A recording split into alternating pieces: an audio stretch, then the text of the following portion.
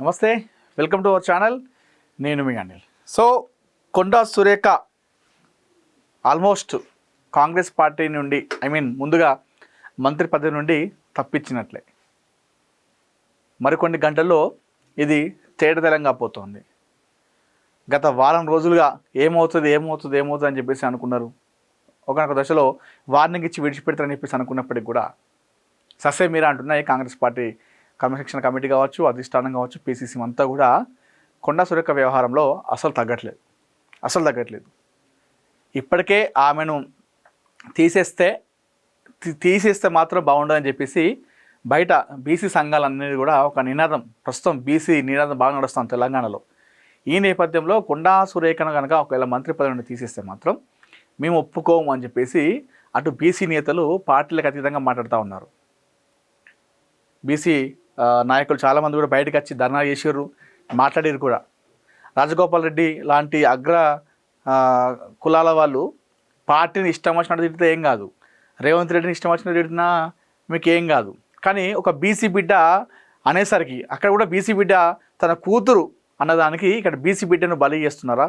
So బీసీలు అంటే అంత చులకన మీకు అని చెప్పేసి ఇప్పటికే బీసీ నినాదం గట్టిగా నడుస్తూ ఉంది అన్నటువంటి నేపథ్యంలో ఇప్పుడు కొండా సురేఖ పైన ఇలాంటి క్రమశిక్షణ కమిటీ చర్యలు తీసుకోవడంతో, కాంగ్రెస్ నాయకులు ఇలాంటి వ్యాఖ్యలు చేయడంతో మరొకసారి బీసీ సంఘాలను కూడా చాలా కాంగ్రెస్ పార్టీ నాయకుల పైన క్రమశిక్షణ కమిటీ ఎవరైతే ఉన్నారో సభ్యుల పైన అయితే తీవ్ర స్థాయిలో విరుచుకుపడుతున్నారు. ఇప్పటికే ఎమ్మెల్సీ తీన్మార్ మల్లన్న కూడా ఈ విషయం పైన మీకు దమ్ముంటే ఆమెను మంత్రి పదవిని బర్తరఫ్ చేయండి, మేము ఏంటో చూపిస్తామని చెప్పేసి తీన్మార్ మల్లన్న కూడా కాంగ్రెస్ పార్టీకి వార్నింగ్ కూడా ఇవ్వడం జరిగింది. మరి ఇలాంటి నేపథ్యంలో ఎందుకులే కాంగ్రెస్ పార్టీ క్రమశిక్షణ కమిటీ లైట్ తీసుకుంటుందేమని చెప్పేసి అనుకున్నాం, కానీ అస్సలు తగ్గట్లేదు. క్రమశిక్షణ కమిటీ ప్రస్తుతం అయితే క్రమశిక్షణ కమిటీ, పీసీసీ, అధిష్టానం, మంత్రులు, నాయకులు, కార్యకర్తలు అందరూ కూడా చెప్తా ఉన్నారు సురేఖను పార్టీ నుండి తీసేయాలి. తన వల్ల పార్టీకి డ్యామేజ్ జరుగుతూ ఉంది. గతంలో చాలా డ్యామేజ్ జరిగింది పార్టీకి. అప్పుడు సారీ చెప్పింది, అప్పుడు వార్నింగ్ ఇచ్చి విడిచిపెట్టినాం, కానీ తనలో ఎలాంటి మార్పు రాలేదు కాబట్టి తీసేయడమే ఉత్తమం అని చెప్పేసి కాంగ్రెస్ పార్టీ ససేమిరా చెప్తా ఉంది. అయితే ఇప్పుడు తను తీసేస్తే ఏ పార్టీలకు వెళ్తుంది? గతంలో వైసీపీ, తను వెళ్ళిన పార్టీలు గతంలో YCP, Congress, BRS, Congress. So వైసీపీకి వెళ్ళే ప్రసక్తి లేదు, ఎందుకంటే తెలంగాణలో వైసీపీకి మనుగడ లేదు. సో కాంగ్రెస్ అంటే ఆల్రెడీ కాంగ్రెస్ నుండే ఇప్పుడు మళ్ళీ బయటకు వస్తుంది కాబట్టి మళ్ళీ కాంగ్రెస్కి వెళ్ళేటువంటి ప్రయత్నం చేయదు. బీఆర్ఎస్లో ఉన్న రోజులు ఉంది, 2019లో ఎమ్మెల్యేగా కొనసాగింది. ఆ తర్వాత వాళ్ళపైన తీవ్రస్థాయిలో విరుచుకుపడి కాంగ్రెస్ పార్టీ బీఆర్ఎస్ నుండి బయటకు వచ్చి కాంగ్రెస్లో జాయిన్ అయింది. మరి అంతగానం వ్యక్తిగతంగా వాళ్ళపైన విమర్శలు చేసినటువంటి బీఆర్ఎస్ పార్టీ వైపు మరొకసారి తను వెళ్తుందా?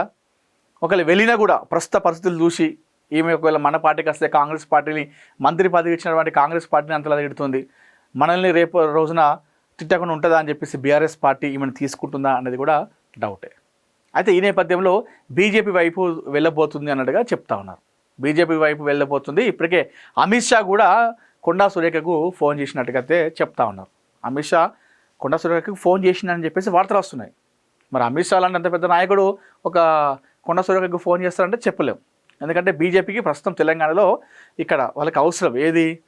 తెలంగాణలో పార్టీ బలోపేతం చేయాలి, ఇక్కడ తెలంగాణలో బీజేపీ పార్టీని అధికారానికి తీసుకురావాలి. ప్రస్తుతం వాళ్ళు టార్గెట్ పెట్టుకున్నారు. పశ్చిమ బెంగాల్ అయితే ఏ విధంగా టార్గెట్ పెట్టుకున్నారో సక్సెస్ అయ్యారో, ఇప్పుడు ఇక్కడ తెలంగాణ పైన అదే తరహాలో టార్గెట్ పెట్టుకున్నారు. నెక్స్ట్ ఎలక్షన్లో ఖచ్చితంగా కొట్టాలి అని చెప్పేసి బీజేపీ పెట్టుకుంది. కాబట్టి ఇప్పుడు వాళ్ళకి అవసరం కొండా సురేఖ. మరి అంత బలమైన నాయకురాలంటే ఎస్ చెప్పవచ్చు. బీసీ నాయకురాలుగా ఉమ్మడి వరంగల్ జిల్లాలో తనకంటూ ఒక పేరు అయితే ఉంది. కొండా మురళి కావచ్చు, కొండా సురేఖ కావచ్చు, ఒక పేరు అయితే మంచిగానే ఉంది. కానీ అప్పుడప్పుడు కొన్ని వివాదాల వల్ల ఆమె ఈ విధంగా వచ్చింది. కదా ఒకనొక సమయంలో వాళ్ళు ఉమ్మడి వరంగల్ జిల్లాలో ఏది చెప్తే అది నడిచింది వాస్తవాన్ని కూడా. అంటే అంత పెద్ద నాయకురాలు కాకపోతే 2009లో వైఎస్ రాజశేఖర రెడ్డి గారు కొండా సురేఖను మంత్రి పదవిలో తీసుకున్నారంటే అర్థం చేసుకోండి మీరు. ఆషామాషి ఇప్పుడు అదో ఏదో ముచ్చట్లు వివాదంలో బయటకు వచ్చి మనందరం చాలామంది కూడా ట్రోల్స్ చేస్తున్నారు. కానీ 2009లోనే ఉమ్మడి రాష్ట్రానికి ఆమె అప్పుడు మంత్రి కొండా సురేఖ చిన్న నాయకురాలు ఏం కాదు కొండా సురేఖ కూడా. సో బీజేపీకి వెళ్తున్నట్టుగా అమిత్ షా ఫోన్ చేసినట్టుగా చెప్తా ఉన్నారు. మరి బీజేపీకి వెళ్తే మరి బీజేపీలో తన భావజాలం సెట్ అవుతుందా? తన అన్నీ కూడా వామపక్ష భావజాలాలు. వాళ్ళు నక్సల్ ప్రభావిత ప్రాంతంలో ఉన్నటువంటి ఏరియాలో ఉన్నారు గతంలో. ఇది పరకాల కావచ్చు, ఉమ్మడి వరంగల్ అంతా కూడా అప్పుడు నక్సలైట్ ఏరియా అంతా ప్రభావిత ప్రాంతాల్లో ఉండే.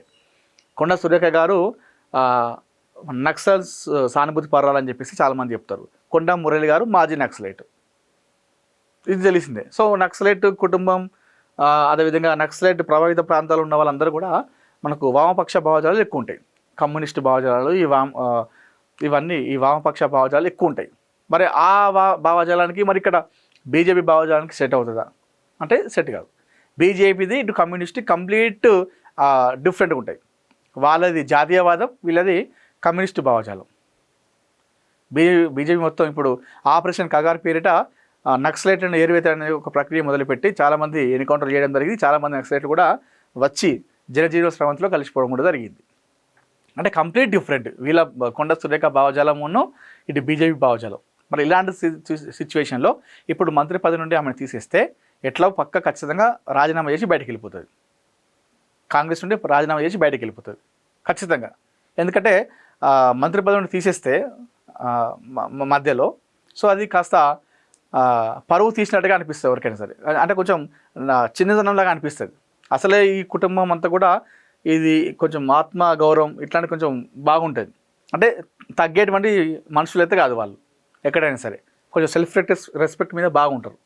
మీరు ఆ సుస్మిత మాటలు కూడా గమనించవచ్చు. సెల్ఫ్ రెస్పెక్ట్ విషయంలో వాళ్ళు తగ్గరు అసలుకే. ఒకవేళ వీళ్ళు బర్తరఫ్ చేస్తే మంత్రి నుండి పార్టీలో కొనసాగే అవకాశం అయితే లేదు. పార్టీకి రాజీనామా చేసి బయటికి వెళ్ళిపోతారు.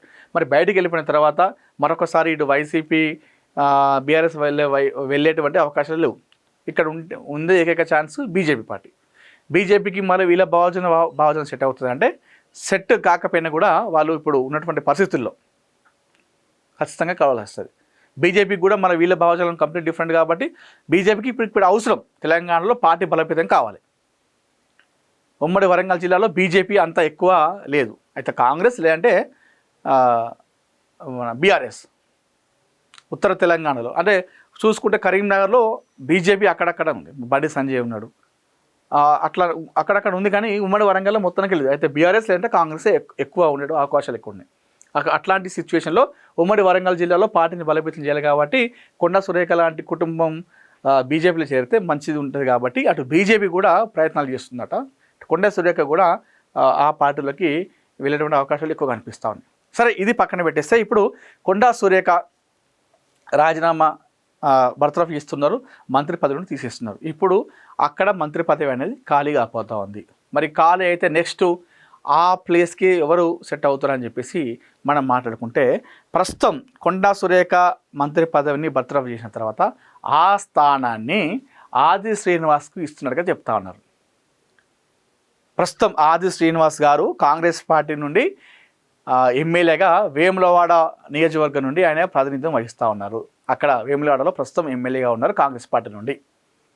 సో ఆమె స్థానాన్ని ఆమెను బర్తరఫ్ చేసిన తర్వాత ఆది శ్రీనివాస్కి మరొక బీసీ నాయకుడు, ఎందుకంటే ప్రస్తుతం ఈ బీసీ నినాదం విషయంలో కాంగ్రెస్ పార్టీ కూడా మనం చూసినాం, మన రిజర్వేషన్ల విషయం కావచ్చు అక్కడక్కడ బీసీ నాయకులకు అక్కడక్కడ స్థానాలు కల్పిస్తూ ఉంది. సో ఎందుకంటే భవిష్యత్తు ఉండాలంటే బీసీ నాయకులకు కూడా చోటు కల్పించే విషయంలో అడుగులు వేస్తాము. ఇలాంటి నేపథ్యంలో ఇక్కడ బీసీ మంత్రిని తీసేస్తే కాస్త వ్యతిరేకత వస్తుంది పార్టీకి. అయితే ఈ నేపథ్యంలో ఆమె స్థానంలో మరొక బీసీ నేతకు అవకాశం ఇస్తే సో దాన్ని బ్యాలెన్స్ చేసుకోవచ్చు అనేటువంటి ఆలోచనలు ఉండడం తెలుస్తాం. ఈ నేపథ్యంలోనే ఆది శ్రీనివాస్ పేరును అధిష్టానం అయితే ప్రస్తుతం ఆయన పేరును ఖరారు చేసినట్టుగైతే తెలుసు. అంటే అధికారికంగా ప్రకటన ఇవ్వకపోయినప్పటికీ మనకు సోర్స్ ప్రకారం చెప్తా ఉన్నాం. కొండా సురేఖను మంత్రి పదవిని తీసేస్తే ఆ స్థానాన్ని Vemulawada MLA Congress party senior leader ఆది శ్రీనివాస్ గారికి ఇచ్చేటువంటి అవకాశాలు అయితే మనకు మెండుగా కనిపిస్తూ ఉన్నాయి. అదే జరగబోతున్నట్టుగా తెలుస్తూ ఉంది. ఎందుకంటే ఆయన కూడా ఒక బీసీ లీడర్ కాబట్టి, ఒక మంచి లీడర్ కాబట్టి, సో ఆయనకి ప్రస్తుతం ఆయన ప్రభుత్వ విప్గా కొనసాగుతున్నాడు తెలంగాణలో.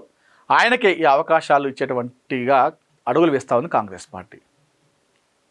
మరి ఆది శ్రీనివాస్ అంత పెద్ద నాయకుడు అంటే కాంగ్రెస్ పార్టీలో అంటే ఎస్, ఎందుకంటే ఆయన సీనియర్ లీడర్తో పాటు కాంగ్రెస్ పార్టీని బలోపేతం చేయడంలో పార్టీ ఉన్నా లేకపోయినా అదే పార్టీని పట్టుకొని ఉన్నాడు కాబట్టి ఆయనకు మరొక బీసీ నేత కాబట్టి మళ్ళీ అందులోనూ సౌమ్యుడు, వివాదరహితుడు, అజాత శత్రువు, పార్టీలకు అతీతంగా ఆయనను అభిమానిస్తారు అందరు కూడా. ఎందుకంటే ఆయన రాజకీయ విమర్శ తప్పితే వ్యక్తిగత విమర్శ ఎవరిపైన కూడా చేయడు. ఇతర నాయకులు కూడా ఆయన పైన చేస్తే రాజకీయ విమర్శ తప్పితే వ్యక్తిగత విమర్శ ఆయన పైన కూడా ఎవరు చేయరు. సో అలాంటి క్లీన్గా ఉండేటువంటి నాయకుడు, వైట్ పేపర్ అనుకోండి, ఇక అంత క్లీన్గా ఉంటాడు ఆది శ్రీనివాస్ వేములవాడ ఎమ్మెల్యే. సో అలాంటి వ్యక్తికి ఇస్తే ఉత్తర తెలంగాణలో కాంగ్రెస్ పార్టీని మరింత బలోపేతం చేసుకోవచ్చు. దాంతోపాటుగా మళ్ళీ బీసీ నాయకుడికి ఇస్తే మళ్ళీ బీసీలో కూడా పార్టీ పైన మంచి అభిప్రాయం వస్తుంది.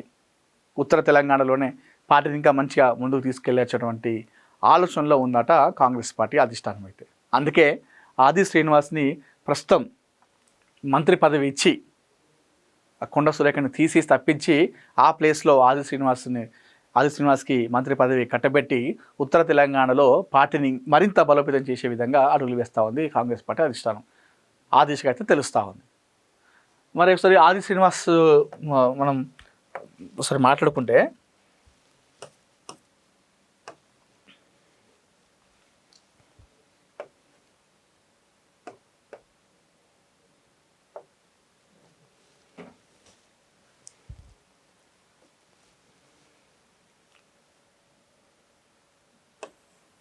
రెండు 2014లో ఆయన అంటే మొత్తం కూడా వేములవాడని, వేములవాడ అసెంబ్లీ కాన్స్టిట్యూన్సీ అందరూ తెలుసు, ఉత్తర కాశీ అని చెప్పేసి పిలుస్తాం వేములవాడని. రాజన్న ఆలయానికి బాగా ఫేమస్, అక్కడ అందరూ తెలిసిన విషయమే. వేములవాడ నుండి ఆయన 2014లో బీజేపీ నుండి ఎమ్మెల్యేగా పోటీ చేసి కేవలం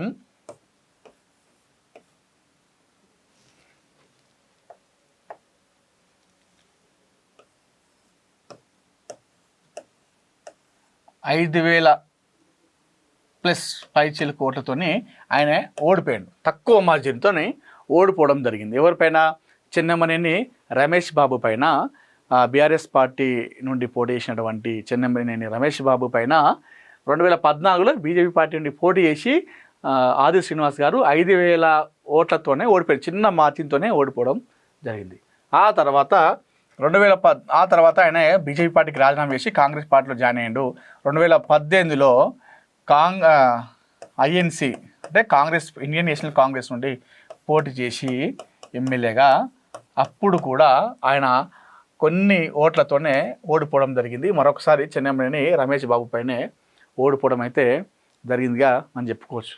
ఆ తర్వాత జరిగినటువంటి 2023 ఎన్నికల్లో ఇండియన్ కాంగ్రెస్ నుండి పోటీ చేసినటువంటి ఆది శ్రీనివాస్ ఎమ్మెల్యేగా మొట్టమొదటిసారి గెలిచిండు. 14,000 పైచీలకు మెజార్టీతోనే ఆయన ఎమ్మెల్యేగా గెలవడం జరిగింది కాంగ్రెస్ పార్టీ నుండి.